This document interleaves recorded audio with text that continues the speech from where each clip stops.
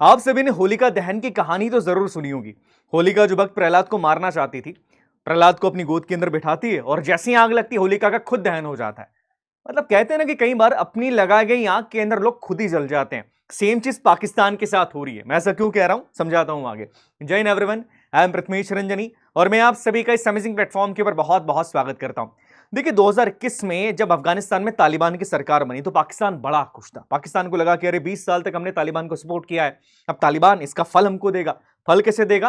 भारत के खिलाफ हमारी मदद करके, भारत के खिलाफ हमारा वो सपोर्ट करेगा, हमारी वैल्यू और ज्यादा बढ़ जाएगी। पर पांसा उल्टा पलट गया। ऐसा क्या हुआ कि आज पाकिस्तान इतना परेशान हो रहा है? आज जो वॉर हम देख रहे हैं अफगानिस्तान और पाकिस्तान के बीच में, उसमें तालिबान ने क्लियरली बोल दिया है कि साहब हम पाकिस्तान के साथ तो बिल्कुल भी नहीं है और पाकिस्तान बड़ा परेशान है। मतलब कहते हैं ना कि जिसके लिए दुआएं मांग रहे थे, आज उन्हीं के लिए बद्दुआ मांगने पे पाकिस्तान शुरू हो गया। तो क्या चीजें ऐसी हुई है, चलिए आज के सेशन के अंदर इसी के बारे में बात करेंगे। ये क्या इश्यूज मेजरली चल रहे हैं, इश्यूज स्टार्ट कब से हुए, और पाकिस्तान के बारे में जब भी बात की जाती है तो यहां पर एक ग्रुप का नाम आ रहा है जिसको लेकर पाकिस्तान ने हमेशा अफगानिस्तान को जिम्मेदार ठहरा है कि आप इनको सपोर्ट करते हैं। ग्रुप है टीटीपी, जिसके बारे में आज हम बात करने वाले।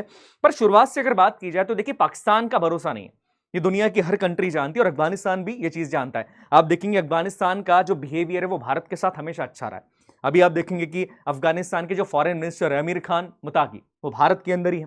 उन्होंने एक बहुत बड़ी बात कही है कि भैया कोई भी ऐसी चीज जो कि भारत के खिलाफ गतिविधियां हैं वो अफगानिस्तान की जमीन से नहीं होगी। हमारे लिए बहुत बड़ी बात है और शायद इसी बात से पाकिस्तान बड़ा बौखला गया, बिकॉज उनके दिमाग में कुछ और था और कुछ और हो गया। चलिए हम पूरे इंसिडेंट को समझते हैं कि ऐसा क्या हुआ कि पाकिस्तान और अफगानिस्तान दोनों आमने सामने आ चुके हैं। बहुत बड़ा जंग जैसे माहौल बनना शुरू हो गया है। यहां पर पाकिस्तान ने क्लेम किया कि उसने 200 तालिबान सोल्जर्स को मार दिया है और यहां पर तालिबान ने क्लेम किया है कि उसने तकरीबन 58, हाँ जी 58 पाकिस्तानी सोल्जर्स को मार दिया। अब क्या चीजें हैं, क्या सिनेरियो चल रहा है, आगे क्या हो सकता है, देखिए समझना पड़ेगा। होता ही है, शुरुआत होती है इसकी 8 अक्टूबर से।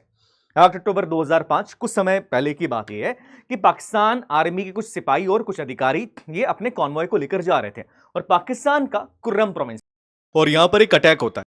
के अंदर तकरीबन 11 इनके सिपाही मारे जाते हैं। इन 11 सिपाहियों में 2 इनके अधिकारी भी थे और इस ब्लास्ट की जिम्मेदारी लेता है टीटीपी। अब ये टीटीपी कौन है, इसके बारे में आगे हम बात करेंगे।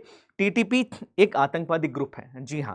अब टीटीपी ने कहा कि इस ब्लास्ट को हमने अंजाम दिया और पाकिस्तान ने इल्जाम ले लगाया कि टीटीपी को जो कंट्री सपोर्ट कर रही है, जो खुल के टीटीपी को सपोर्ट करती है, वो है तालिबान। तालिबान ने टीटीपी को सपोर्ट किया है। टीटीपी को पाकिस्तान तालिबान के नाम से भी जाना जाता है, याद रखिएगा। अब इसके बाद ये होता है, इसके कुछ ही समय बाद तकरीबन 10 अक्टूबर को पाकिस्तान रिटेलिएट करता है, पाकिस्तान अटैक करना शुरू करता है और वो टीटीपी के कई ठिकानों के ऊपर बम गिराता है, हमले करता है। इसी के साथ काबुल के अंदर भी 2 बम गिरते हैं।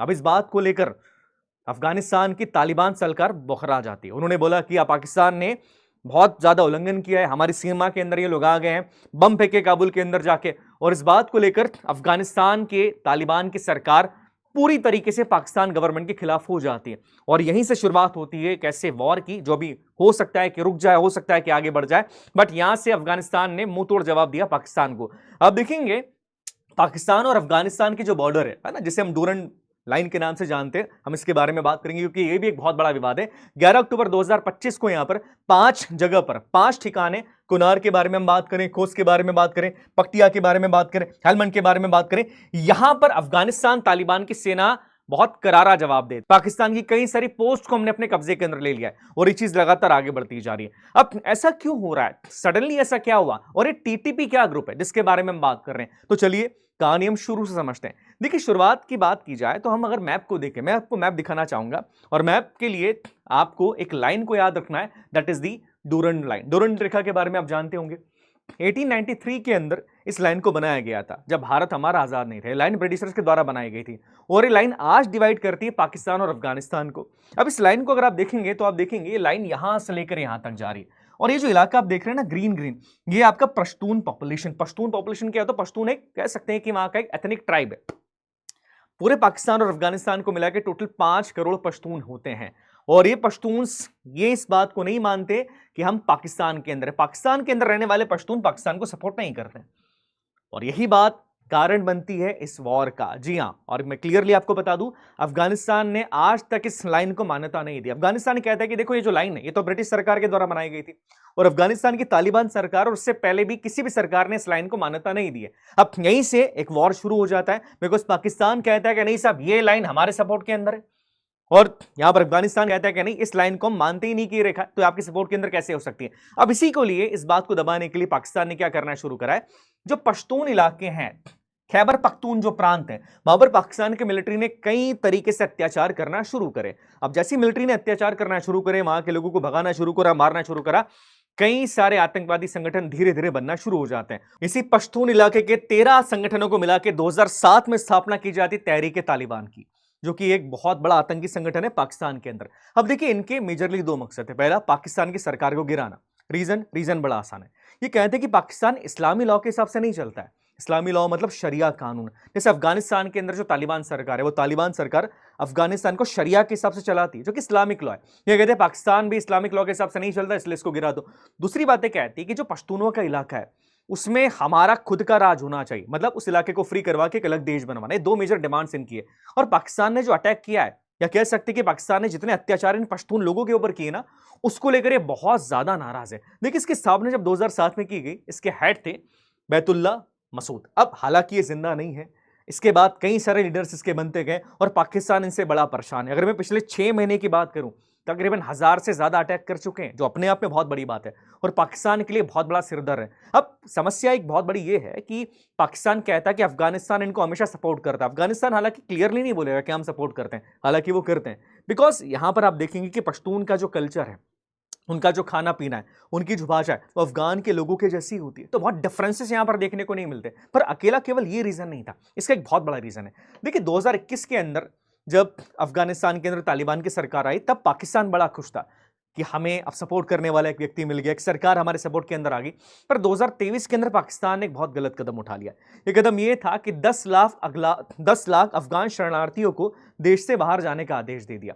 ये अपने आप में बहुत बड़ी बात है। 10 लाख लोग एक दिन में, उनका घर को बेघर कर दिया आपने। लोगों को रातों रात अपने घर को छोड़ के जाना पड़ा अफगानिस्तान के अंदर। बच्चे जो है उनकी पढ़ाइयां छूट गई, लोगों के बिजनेस ठप हो गए, लोग बड़े परेशान हो गए, सड़क के ऊपर आ गए। और पाकिस्तान की मिलिट्री ने इन लोगों पे बड़ा अत्याचार भी करा उस समय पर।